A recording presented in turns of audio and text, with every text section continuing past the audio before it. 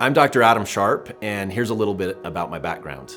As an emergency physician, I saw a lot of problems. I saw all of the failures in the system that filtered down to the emergency department. We saw everything from people coming to the emergency department for, quote, unnecessary visits because they couldn't get their medication filled, but they didn't know where else to go. I had people who came in who were not acutely ill requiring the hospital, but their living environment was not conducive to healing. A man called 911 for abdominal pain. The paramedics came and picked him up and brought him to the emergency department. I walked in to see him and he said, "Doc, I just gotta be straight with you. I'm having hunger pains." I thought, well, all my medical training has not helped me to get you food. And that's really what we're trying to do at Galvan. We are trying to help people to take ownership of their health and their wellness. If we decide that I'm not going to exercise despite all things that are pointing in that direction, well, that's up to me, and I should deal with the consequences. But the system should be aligned such that I am rewarded when I do the right thing.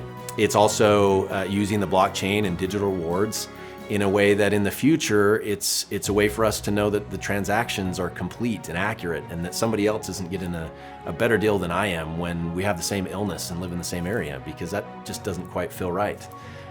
That's a future state of where we're going. But in my mind, if we were able to do this in a way that we trusted the information, then even research, again, we wouldn't worry that it's been passed through the lens of somebody else making money or somebody that we don't trust, whether that be a government or a pharmaceutical company or whatever it is. A few of the specifics that I feel are vital to the technology of blockchain and how it helps with health and wellness is that the blockchain is decentralized. It runs on nodes across the world for anybody willing to track it. So we don't have to worry that it's controlled by some entity that has some incentive that maybe actually isn't aligned with my personal health and wellness.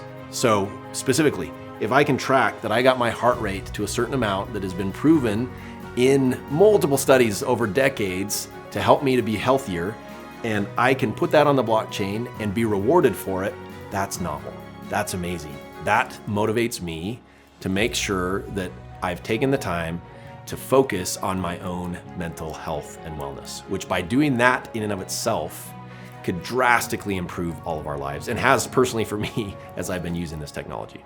Part of what I want you to think about is what are the incentives for the people that you've ever interacted with regard to your health?